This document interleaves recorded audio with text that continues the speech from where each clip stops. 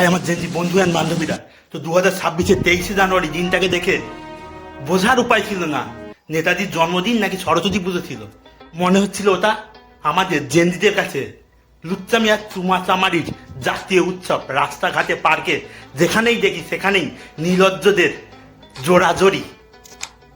নেতাজি যদি থাকতো তাহলে একটাই কথা বলতো, আমি কি এর জন্যেই কি দেশ স্বাধীন করেছিলাম?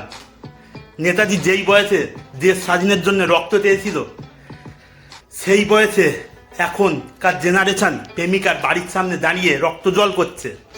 হ্যাঁ, মাইকে যখন বাজছে কদম কদম বাড়ায় যা, ওই তালে এই জেনারেশন মাস্ট করতে করতে প্রেমিকার বাড়ির দিকে এগিয়ে যাচ্ছে।